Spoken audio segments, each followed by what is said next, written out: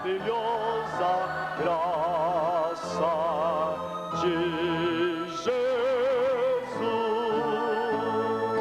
Graça, quão maravilhosa a graça de Jesus. Alta como o firmamento, alta e é sem fim. Graça, quão maravilhosa, suficiente a mim, é maior que a minha vida inútil, é maior que o meu pecado vil. O nome de Jesus engrandecei e glória dai. Maravilhosa graça, quão ricas bênçãos traz.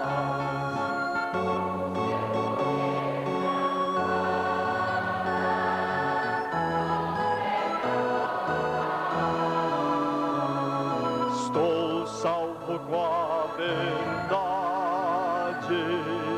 por toda eternidade, pela maravilhosa graça de Jesus. Graça, quão maravilhosa é a graça de Jesus. Alta como o firmamento, alta e é sem fim.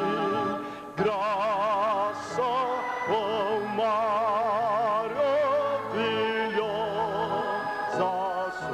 suficiente a mim, é maior que a minha vida inútil, é maior que o meu pecado vil. O nome de Jesus engrandecei e glória dai. Tenho em Jesus meu melhor amigo, meu prazer, minha luz. Outro não há que minha alma salve. Só Jesus, só Jesus, meu Jesus sempre está comigo, pela mão conduzir-me-á. Tenho em Jesus meu melhor amigo, sempre enfim meu será.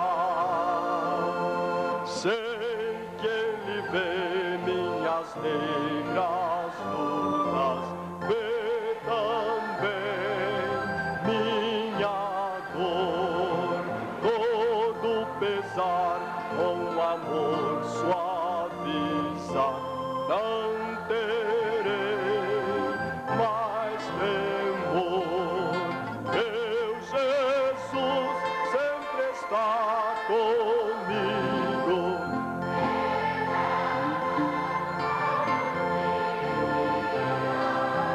Tenho em Jesus meu melhor amigo, sempre enfim meu será.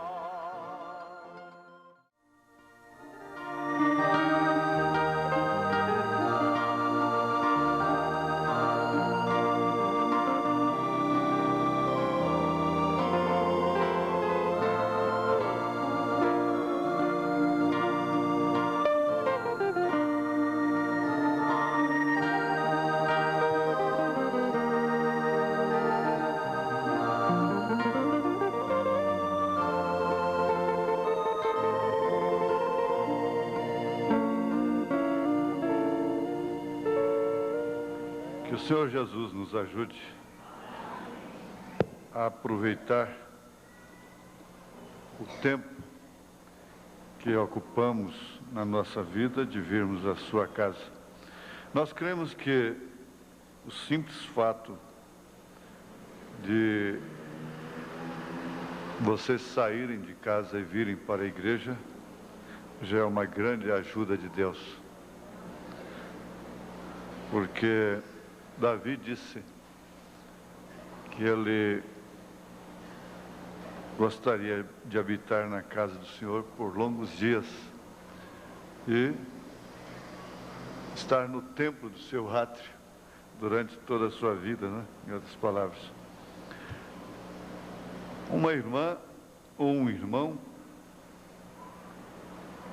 deixou cair um certo dinheirinho, pouco, deve ser de passagem, não sei, no meu escritório. Não é muita coisa não, mas deve lhe fazer falta. Está debaixo da cadeira lá. Então deve, se alguém se lembra, que deixou perder um dinheirinho aí misteriosamente, ficou no escritório. Está comigo. Pode procurar aqui depois do culto. E também lembrarmos que hoje já são 2, né? Dia 16, só tem 14 dias agora. E logo em seguida, temos a reunião de fim de ano também já. Chamado Natal, dia 25. E logo 31. E sinal que vocês estão ficando velhos. Né? Vocês estão ficando velhos e velhos, vocês fazem aniversário. O segredo é não fazer aniversário, comemorar aniversário. Vocês querem comemorar, né? Então fica velho, fica velho. Faça como eu,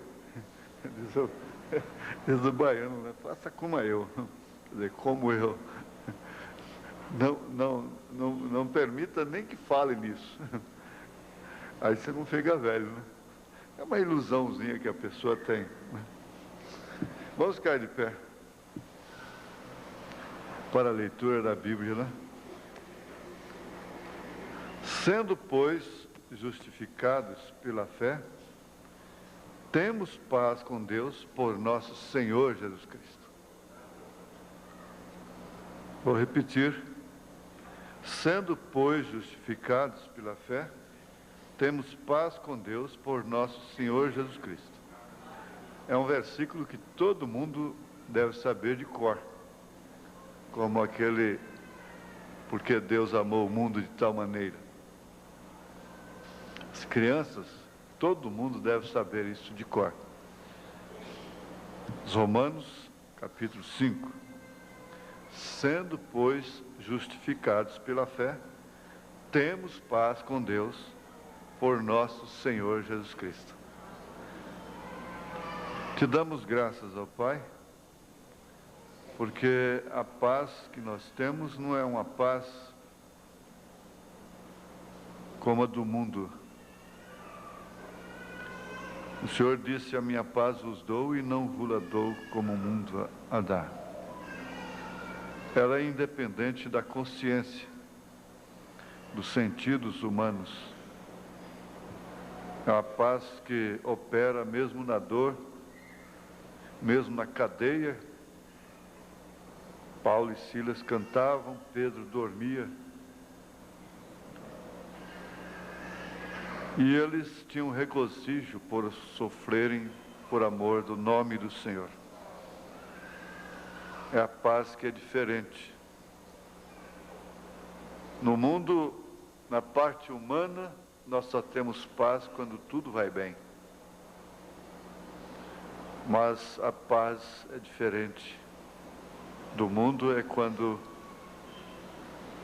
na adversidade, nós podemos ter paz com o Senhor, paz na alma.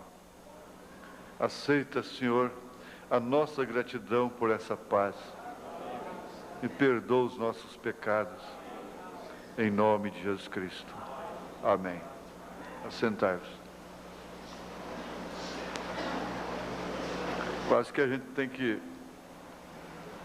definir uma coisa ou outra, ou pregar ou orar, né? Às vezes a gente vai orar e quer pregar na oração. Eu acho que não é certo.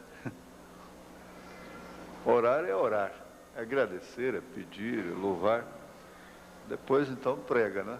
Tem um tempo para pregar, então vamos pregar. A minha paz vos dou, não vos la dou como o mundo a dá. Porque a paz do mundo é quando tudo vai bem, tudo combina com os sentidos, tudo está em bonança, está prosperando, está progredindo. Então aí a paz. É quando o tiro sai, não é? Puxa o gatilho e o tiro sai. Porque quando o tiro não sai, acaba a paz. Aí vem o aperto. Uma onça aí diante do camarada assim, e ele confia na arma e puxa o gatilho e o tiro não sai. Aí pronto, as coisas mudam todas, né? Acaba a paz. Como diz o irmão Luquemba, paz. É paz, né, pastor? É. Eles dizem assim, que quando o pai da moça chegou, acabou a paz dele, né? Foi assim mesmo, irmão Luquemba? Foi assim? Foi não, né? Isso é brincadeira do irmão Tião, né? Dos Tiãos. Doutor José do Carmo, essa turma aí. Eu fiz uma anotação aqui perguntando assim, Jó foi um grande antropólogo? Quer dizer, ele foi um cientista que estudou o homem, a espécie humana. Ele falou com experiência própria, né?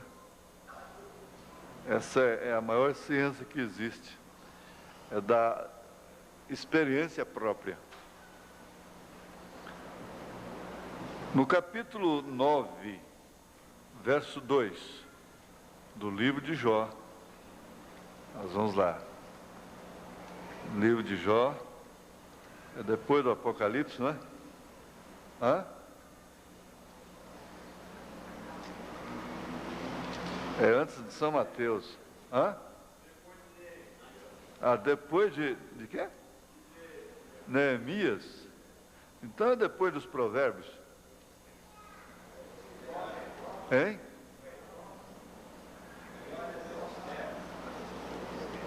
Depois de Esther? Quer dizer que então é antes do Gênesis.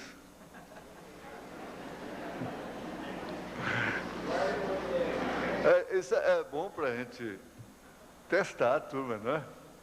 E o pessoal guarda. Pelo menos tem a lembrança, fala, bom, a curiosidade, sabe? Conhecer a posição dos livros da Bíblia é importante, não é? Por isso que eu gosto que todos os cultos a Escritura seja dada antes assim que o pregador entra, né, anuncia a mensagem, a Escritura. Não só porque você pode meditar nela e depois quando vai ler, não está aquele desfolha a Bíblia para lá e para cá, e procurando Jó lá no Novo Testamento, qualquer coisa assim. E desperta a atenção de todos para conhecer a posição dos livros, né, na Bíblia Sagrada. Esses chamados pequenos profetas aqui é gostoso, né? É Amós, é Oséias e Miqueias, e você troca e vai para lá e vem para cá, e está tudo ali, poucas páginas, né? Entre Ezequiel e Malaquias, né? Fica pouquinha coisa. E você tem que encontrar aquilo ali. Tem hora que parece que o livro desapareceu da Bíblia, né? Mas vamos ver aí, Jó, capítulo 9, verso 2. Na verdade, sei que assim é, porque como se justificaria o homem para com Deus? Uma pergunta que ele fez. Se quiser contender com ele, nem a uma de 1000 coisas lhe poderá responder. Ele é sábio de coração, poderoso em forças. Quem se endureceu contra ele? Quem se endureceu contra ele e teve paz?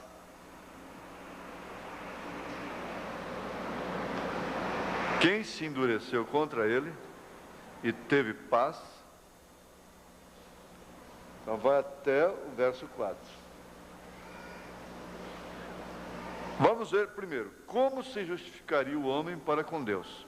Aí vamos voltar lá aos Romanos, capítulo 5, verso 1. Sendo, pois, justificados pela fé, justificados pela fé. Foi exatamente isso que trouxe o broto. O broto foi Lutero, porque a semente foi semeada, caiu na terra, e a era de Columba, ela foi negra, tanto quanto a de Laodiceia. Ela foi negra mesmo, muito escura. E aí você conhece a história, como a salvação estava sendo vendida, indulgências e penitências e coisas assim, e haviam comercializado a salvação. Batismo pago de criança, por aspersão em nome do Pai, do Filho e do Espírito Santo, e uma série de heresias.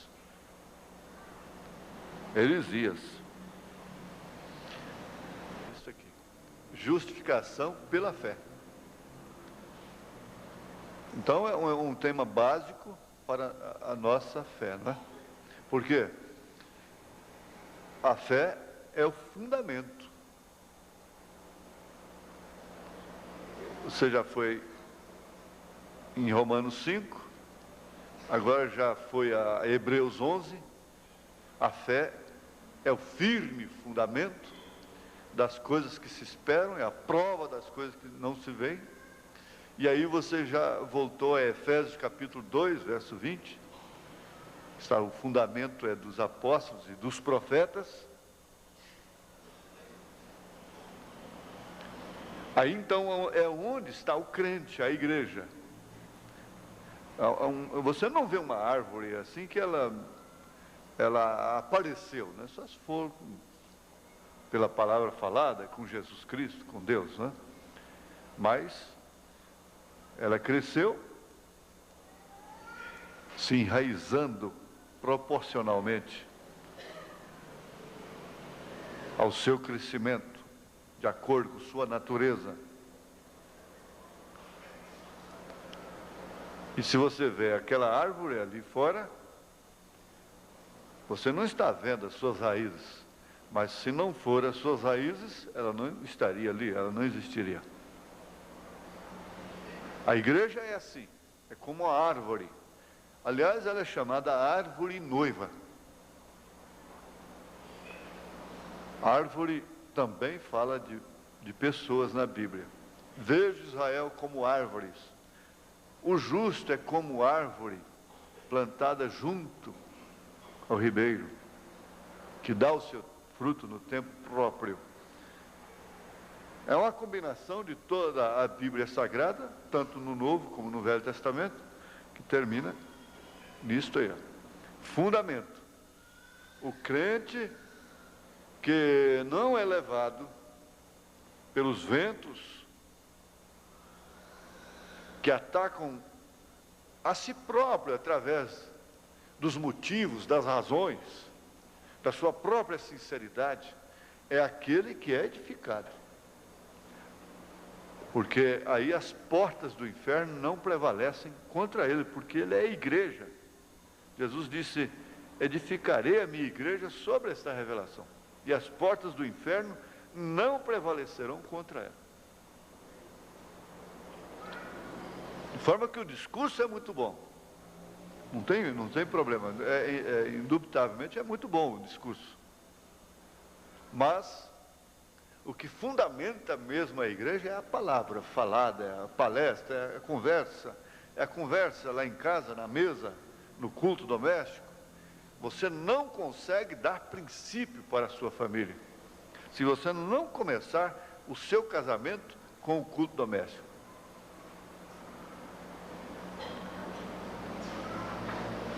Deitar e levantar com o culto doméstico. É daí onde você forma o princípio, o fundamento de uma família de princípio evangélico, nesse sentido aqui, não é o evangélico generalizado. Então, mas o nosso tema mesmo é o homem, não é? O homem. Mas como que o homem, sendo homem, pode se justificar para com Deus? Ele não tem como se justificar para com Deus. É claro que não. É Deus quem o justifica.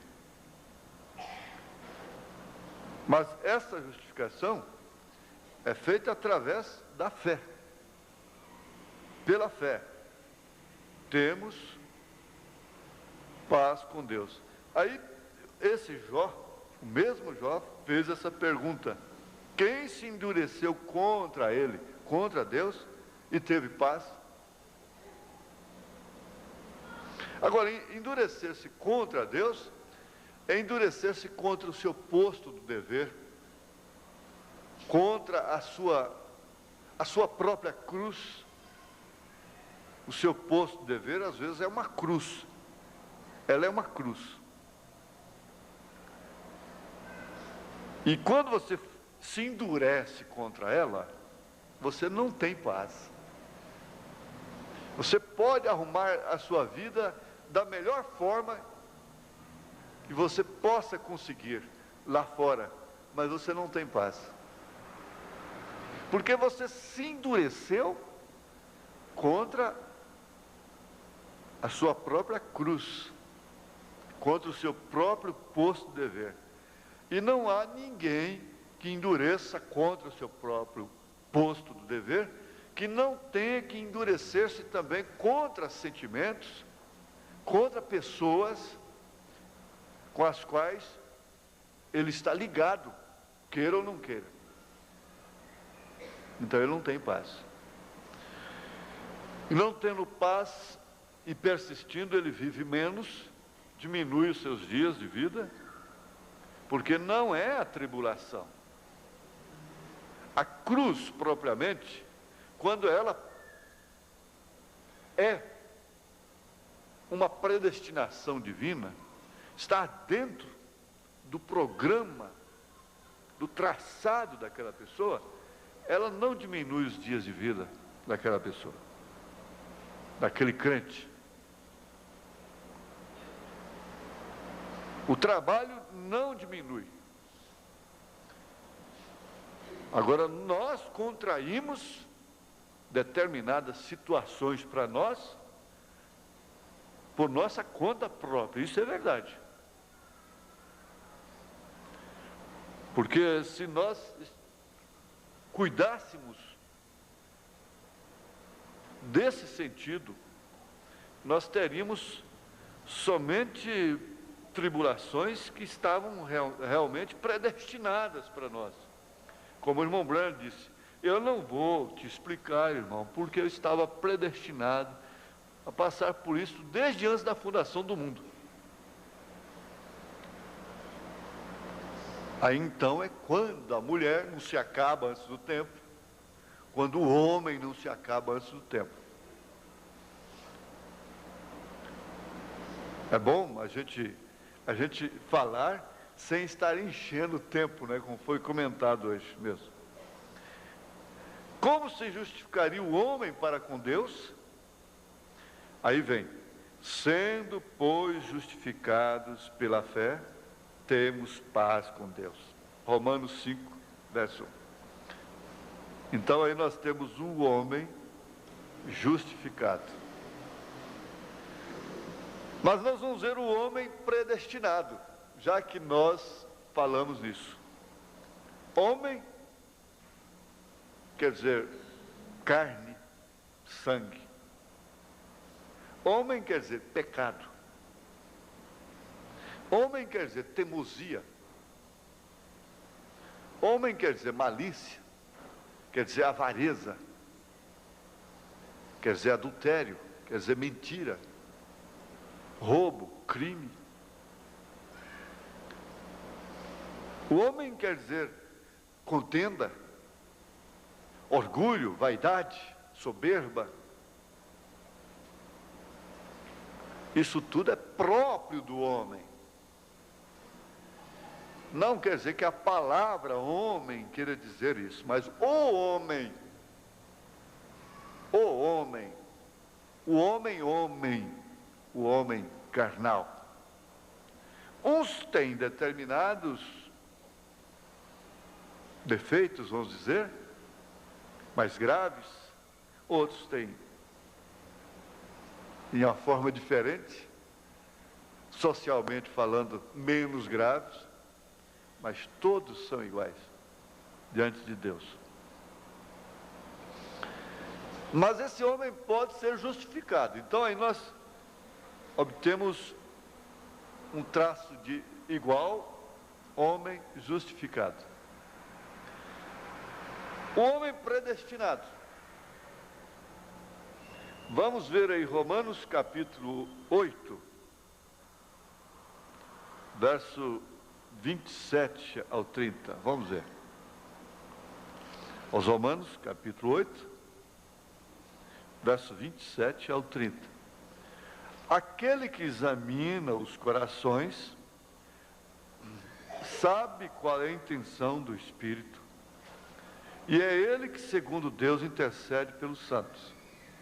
E sabemos que todas as coisas contribuem juntamente para o bem daqueles que amam a Deus, daqueles que são chamados por seu decreto de Deus. Chamados, nós estudamos o homem chamado, a vocação. Vocação quer dizer chamada, não é? Chamados por seu decreto. Porque o que dantes conheceu, também predestinou. Dantes quer dizer antes, desde que existe tempo. Dantes é antes de que houvesse tempo nesse caso. É por isso que esse nome está posto no livro da vida do Cordeiro desde antes da fundação do mundo. Porque ele conheceu o primeiro homem lá no Éden, desde antes da fundação do mundo. E ele conheceu o último homem que vai viver nessa dimensão aqui, também desde antes da fundação do mundo. O irmão Branham diz assim, que Deus sabia quantas piscadas cada pulga que já existiu e vai existir no mundo daria. Essa é a capacidade do nosso Deus. Ela não tem limite. Então, ele te conheceu.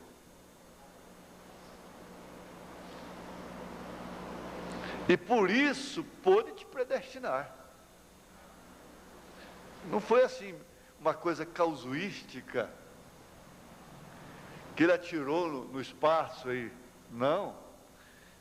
Cada ser vivente, cada filho dele que está no programa dele, que vai estar com ele, quer seja na sua noiva, quer seja na salvação comum, que vai viver eternamente, foi conhecido por ele. Muito especialmente a sua noiva. E sabemos, veja, verso 29, né? Porque os que dantes conheceu, também os predestinou. Então aí, nós encontramos o homem predestinado. Nós já encontramos o homem justificado, já estudamos sobre o homem chamado, já estudamos sobre o homem justificado, temos agora o homem predestinado, e ele continua aqui dizendo, predestinou para ser conforme a imagem de seu filho.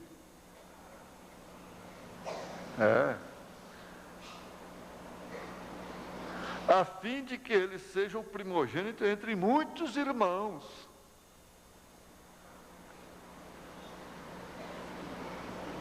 Quer dizer, ele como filho,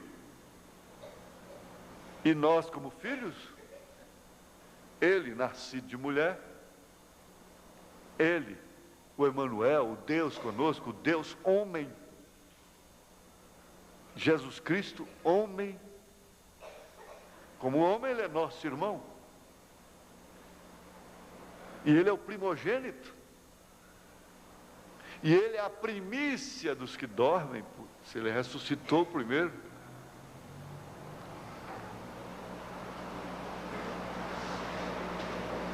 Para serem conformes à imagem de seu filho, a fim de que ele seja o primogênito entre muitos irmãos. Agora vejamos, verso 30. E aos que predestinou, a estes também chamou. É claro, aos que chamou pelo seu decreto, também predestinou, né? São chamados por seu decreto, porque dantes conheceu, também o predestinou. Agora, e aos que predestinou, a estes também chamou. E aos que chamou, a estes também justificou. Então, aqui nós temos o homem chamado, o homem conhecido, né, vamos dizer, predestinado, chamado, justificado. E por último, teremos o homem glorificado.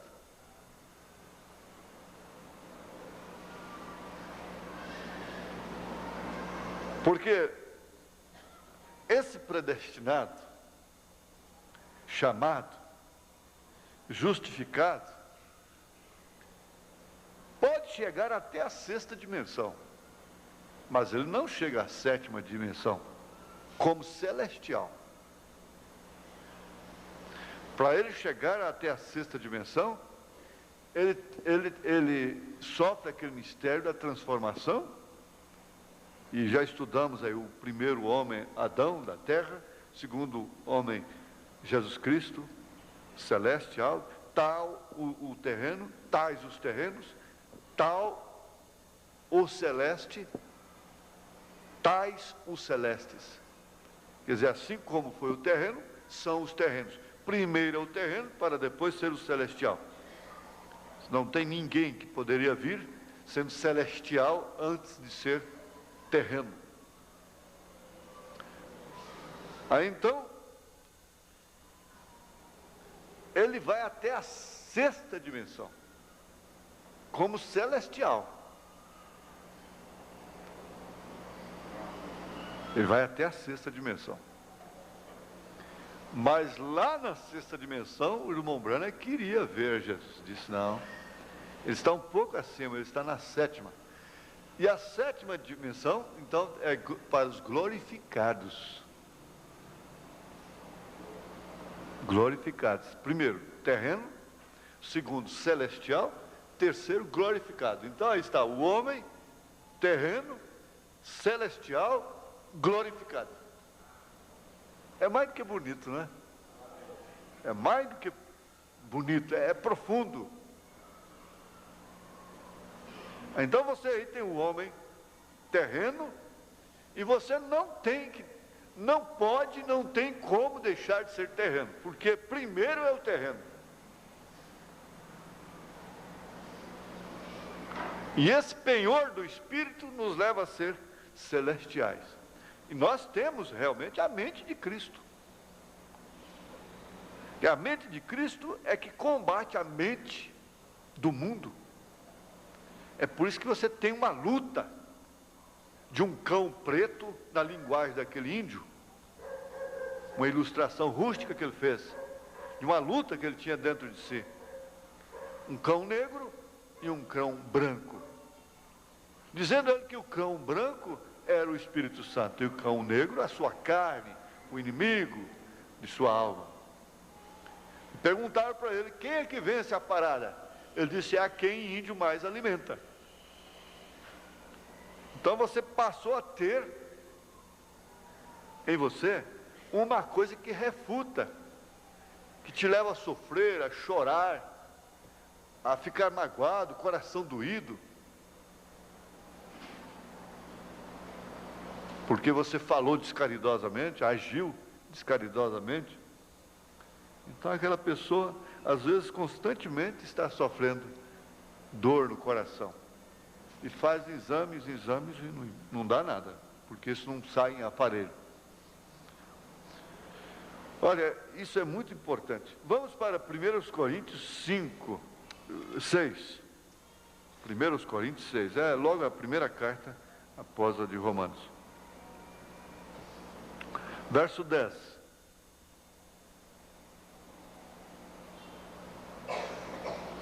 Verso 10.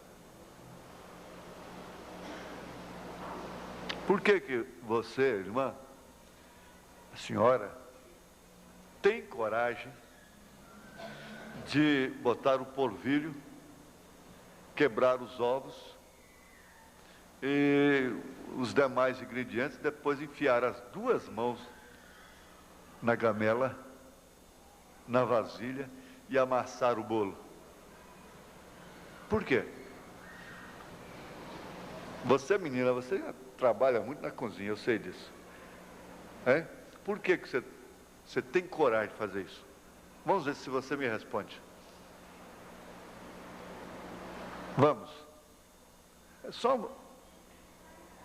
Você sabe o que vai dar, mas por que você tem condição pessoal? Existe um fatorzinho muito importante que te dá a condição de meter as mãos naquela massa. E amassá-la assim com as mãos. Tem outra irmã que pode responder? Você vai responder? Não? Não tem nenhuma irmã? Hã? Fala forte. O quê? O tato? Bom, sem o tato a senhora não faria isso, é claro. Mas é um detalhezinho de caráter higiênico. Eu entreguei tudo. Hã? Como é que é, irmã? Tem que falar bem alto, gritado. Para ficar bem misturada. Mas por que a senhora mete as mãos na massa? Hã? O que você faz primeiro antes de meter as mãos? Lava as mãos? Ah, então você lava as mãos.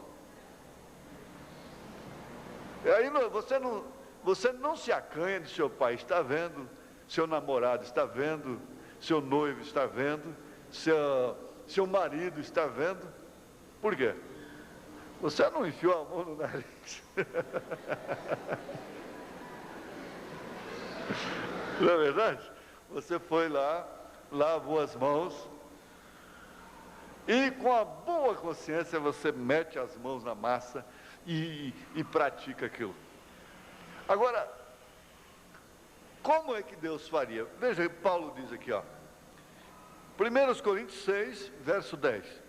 Não erreis, nem os devassos, nem os idólatras, nem os adúlteros, nem os efeminados, nem os sodomitas, nem os ladrões, nem os avarentos, nem os bêbados, nem os maldizentes, nem os roubadores herdarão o reino de Deus. E é o que alguns têm sido, mas o quê? Mas haveis sido lavados,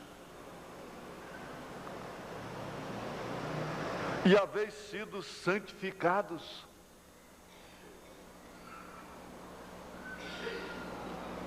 mas haveis sido justificados, em nome da Santa Igreja, em nome do tabernáculo, em nome da Igreja Batista, Presbiteriana, Pentecostal? Não, em nome do Senhor Jesus e pelo Espírito do nosso Deus.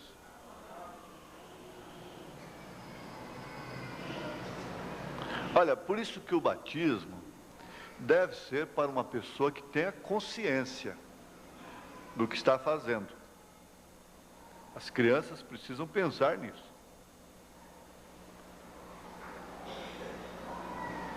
E mais um por isso. Um por isso é que a criança inocente não tem por que ser batizada e como ser batizada.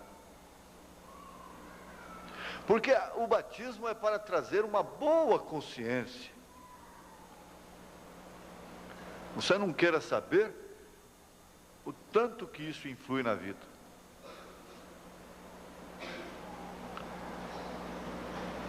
Ela traz uma boa consciência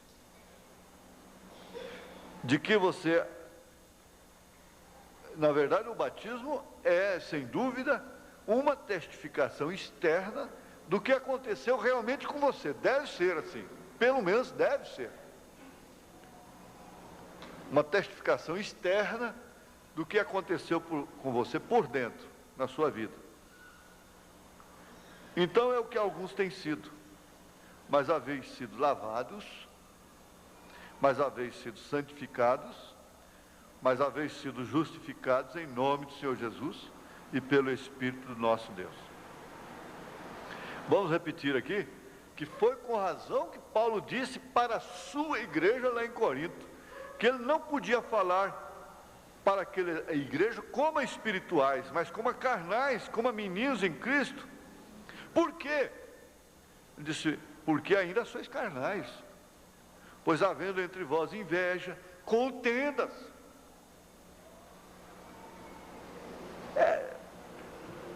Filha contra mãe, mãe contra filha, pai contra filho, filho contra pai, sendo inimigo do pai.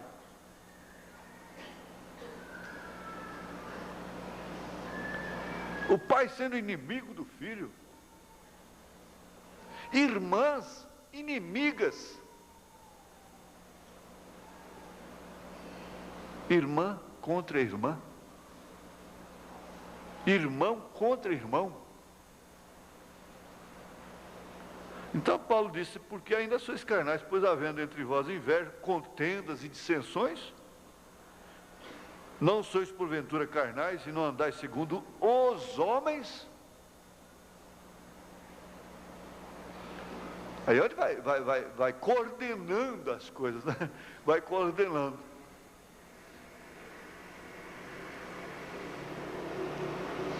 Vamos voltar no livro de Jó, capítulo 9, verso 11. Eis que passa por diante de mim, e não o vejo, e torna a passar perante mim, e não o sinto.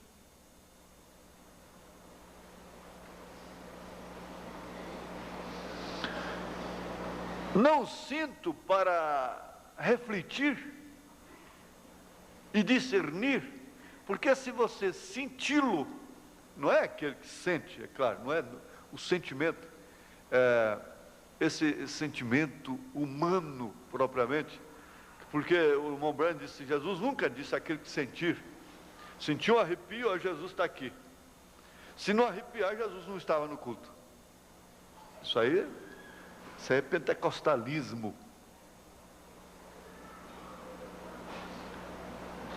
Mas como que Deus pode passar por você e você não perceber? Como Deus pode estar em você e você não perceber que Deus está em você? Não tem como. Se qualquer uma pessoa cai na graça da outra, uma moça, um rapaz, aquele moço, aquela moça passa a fazer parte de sua vida.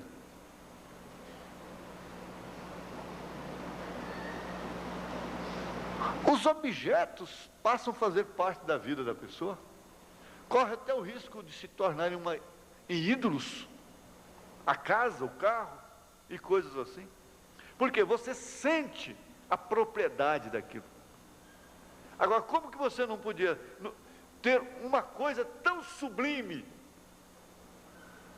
Agora, isso é o homem, né? Ter uma coisa tão sublime, que faz diferença, porque a única coisa que faz diferença no eleito é Deus. Que faz tanta diferença e dar por desapercebido e não sentir a sua presença através de sua palavra,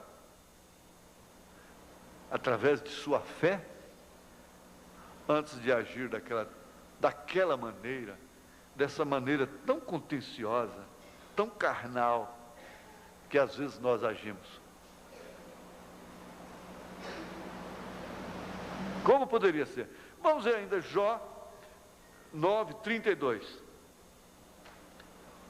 Tem que prosseguir, porque 32. Porque ele não é homem como eu. Se referindo a Deus. Ele não é homem como eu, a quem eu responda, vindo juntamente a juízo. Aqui ele quer dizer que Deus não é homem. Não é simplesmente distinguindo um homem entre os demais. Jesus Cristo distinguiu, sendo um homem, que é o único que Salomão disse, entre 1000 mulheres eu não encontrei uma, e homem encontrei eu. Isso é o tipo de quem? Dele. É o único que ele encontrou. Então, como homem, Jesus Cristo distinguiu, porque foi um homem, o profeta diz, totalmente homem, mas, porém, totalmente Deus. Tentado em tudo.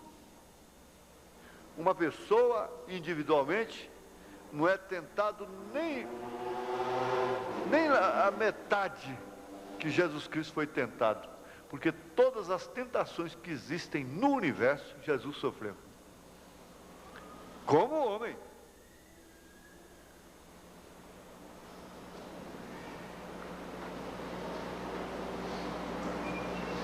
E há aquelas coisas, aqueles problemas, como o profeta disse, que são crônicos, que o homem já nasce com aquele problema.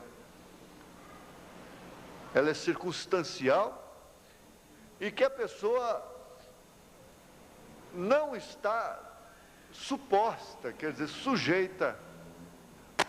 Ela não tem como estar sujeita a um juízo por causa daquilo, por voluntariedade, mas ela está sujeita àquilo por circunstâncias, circunstancialmente. Os homens nascem com diversas e muito diversas, múltiplas diversidades na vida. Existem muitas diversidades de problemas, de circunstâncias. Agora, ele dá graça para cada um sujeitar aquela circunstância no cabresto, no domínio, porque ele oferece domínio próprio. Então, ele não é homem como eu. Quer dizer, ele não é homem, ele é Deus. Ele não é homem como eu, a quem eu responda. Eu possa responder, explicar, pedir explicação, como a mulher faz com o marido faz com a mulher, o pai faz com o filho faz com o pai, pedindo, inquirindo. O irmão Brana foi perguntar para Deus por que aquela irmã morreu depois de ser curada maravilhosamente. Moça nova ainda, já mãe, e foi curada maravilhosamente e logo morreu depois. Ah, mas ele se arrependeu tanto, ele chorou tanto por causa dessa pergunta. Ele achava que Deus estava na obrigação de explicar para ele por quê. Por que ele curou a mulher e depois recolheu a mulher. De uma maneira tão linda, mas recolheu aquela irmã. Nós estamos sempre questionando. As mulheres, então, querem sempre uma explicação para tudo. Principalmente. Aí a irmã Brana disse, e por fim ela conseguiu a explicação. A serpente explicou para ela. Isso vem lá do Éden. Que é uma explicação para tudo. Mas ele chorou muito por causa disso, porque ele perguntou para Deus. Ele queria uma resposta. Olha que quando você requer uma resposta, você logo quer dar uma resposta. É sempre assim. E nós nos tornamos contenciosos no espírito.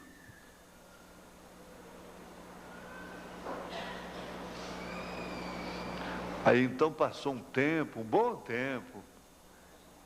Acho que o irmão Brana já havia até esquecido disso. Aí Deus veio para ele e disse, olha, eu recolhi aquela minha filha, porque ela estava morrendo um tempo antes, ela era novinha ainda, nova, né? Moça nova, estava morrendo no rio, afogando-se. Mas ela não estava preparada para morrer. E eu lhe dei mais um tempo para ela se salvar. Você queria explicação? Aí, agora eu vou te dar voluntariamente. Você já chorou muito? Você já se arrependeu porque você perguntou, não é? Então, mas esse é o homem, não é? O homem.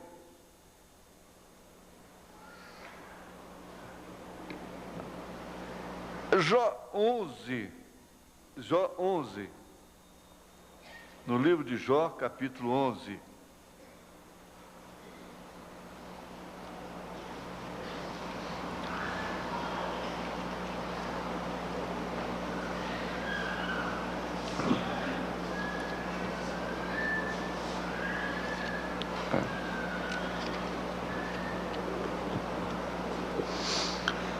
Não, vamos ver aqui, o 14, Jó, capítulo 14, verso 1. O homem nascido da mulher é de bem poucos dias e cheio de inquietação.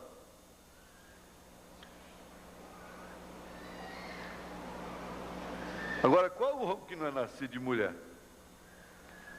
Acho que somente Adão, né? Foi muito abençoado, eles dizem, porque não teve sogra nem caminhão, né? Então, o homem nascido da mulher é de bem poucos dias. Agora, nesse tempo que Jó estava falando, o homem durava ainda 100 e tantos anos. E o que significa 100 anos, 200 anos em relação à eternidade? Nós já falamos sobre isso aqui. 80 anos quer dizer frações de segundos, 8 segundos seria muito tempo em relação à eternidade. Então a pessoa que dura aqui 80 anos, relativamente, em relação à eternidade, que não existe tempo, então ela viveu aqui 8 segundos para Deus. Foi só uma passada por aqui para que Deus manifestasse atributos através dela. Vive poucos dias. E sabendo disso, ele nunca se tornou arrogante. Porque atinar para o fim é sabedoria.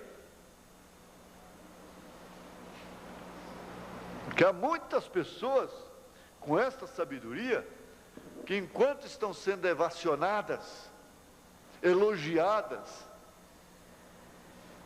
e em tempo de gozo, de glória, aqui, elas às vezes saem tristes, elas se recluem, porque elas atinam para o fim. Atinam para o fim. Elas sabem que toda a glória aqui é como a flor do campo, que de manhã está bela, quando é de tarde está seca. Então ele está conhecendo o homem que conhece o homem. Jó era um homem que conhecia o homem. E sabia o que era o homem. Porque o homem, ele perde o sentido do que é ser homem. E vive aqui esses poucos dias, como se esses poucos dias fossem toda a sua vida. Compreendessem toda a sua vida. Aí então, ele enche os seus celeiros, se assenta numa cadeira de conforto e diz: regala-te, ó alma. Isso depois de rejeitar a liderança, a chamada, o conselho de Deus, de Jesus Cristo. Ele perdeu o senso, perdeu a noção do que é homem. Ele vai passar, você vai passar. O profeta diz: essa menina aí com 15, 16 anos de idade, com os lábios vermelhos de batom, você não sabe que dentro de 3 dias, bicho pode estar comendo aquilo numa sepultura? Nesta hora, no mundo todo, existem muitos cadáveres de moças bonitas, de 15, 16 anos, e que amanhã, daqui 72 horas, estão podres na sepultura. E ontem elas estavam nos espelhos, e arrogantes, e orgulhosas, e vaidosas, e se expondo de uma maneira mundana, e não sabe onde está a sua alma nesta hora.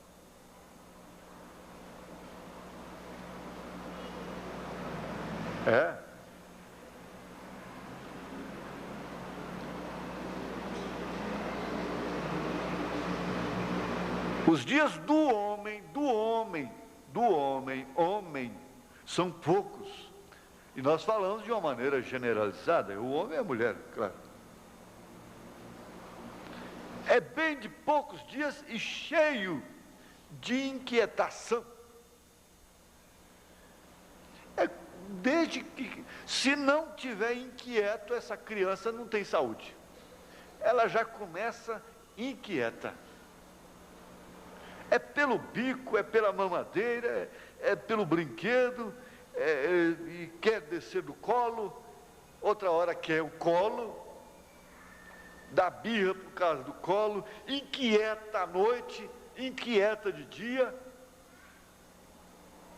e começa assim. E você nota que sempre, para adquirir uma casa, sofre tanta inquietação.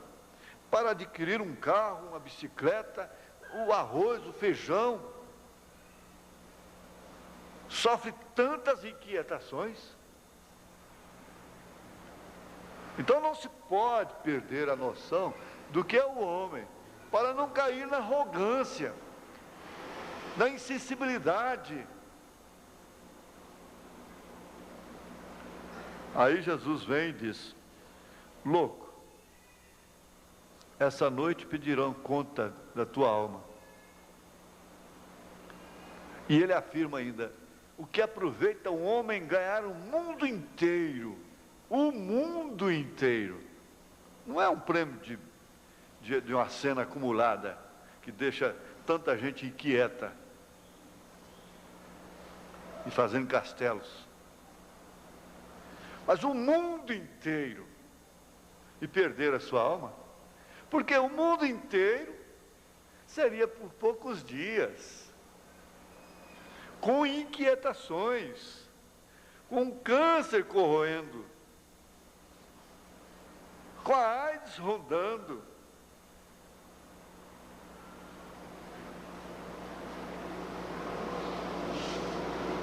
a obesidade, o colesterol.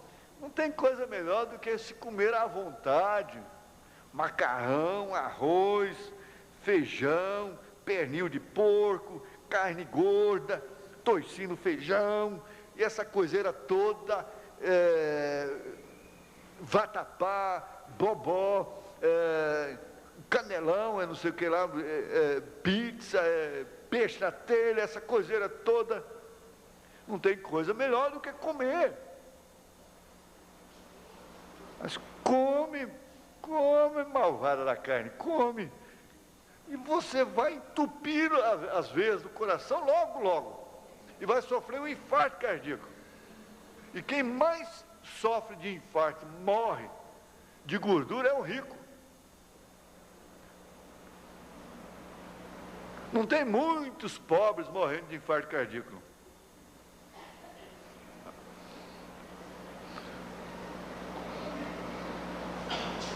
É de bem poucos dias e cheio de inquietação. Esse é o homem, essa é a mulher. Não se envaideça. Não se ensoberbeça. Salmo 73.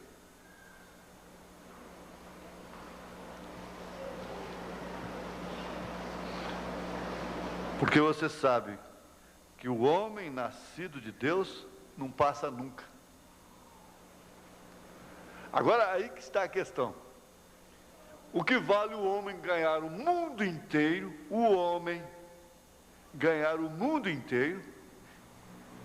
e perder a sua alma? Em outras palavras, Jesus está dizendo, escuta, quem é que pode te dar o mundo? Satanás mo ofereceu lá no deserto. Mas ele próprio sabia perfeitamente que eu que sou dono disso tudo. Eu não teria que adorá-lo, me prostrar diante dele, porque isso aí me pertence. E eu já fiz a minha reforma agrária, já dei a terra toda para os mansos. Os mansos herdarão a terra. Aí, filhos, né? É a noção do cristão, é a fé que justifica. O que é que justifica a sua fé? Agora vamos ver, o que justifica a sua fé? Justifica a minha fé? É essa segurança, é essa certeza. É a inversão da pergunta. O que vale o homem perder a vida eterna?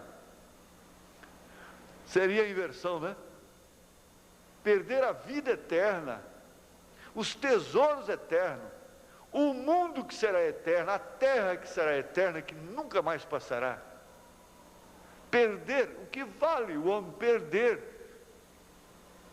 tudo isso que é eterno por um que é efêmero, para ganhar um que é efêmero, que é passageiro.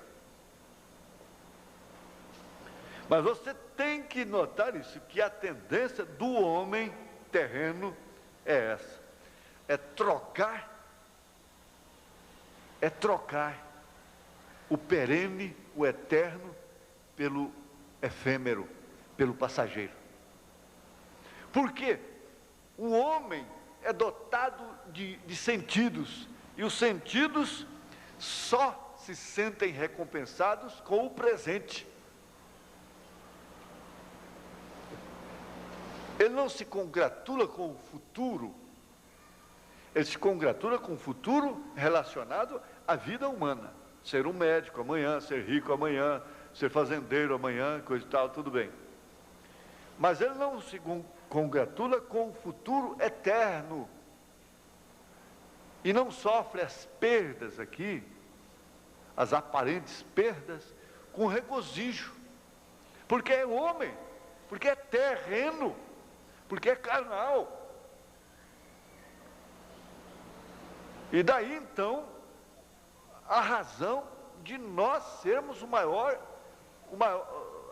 inimigo que nós conhecemos. É o nosso ego, é a nossa pessoa. É essa carninha aqui, ó. Essa carne que você vê no espelho. É que é o seu maior inimigo. Vamos ficar de pé, irmãos. Agora, veja as coisas de uma forma bem bem entrelaçadas. Sendo justificados, temos paz.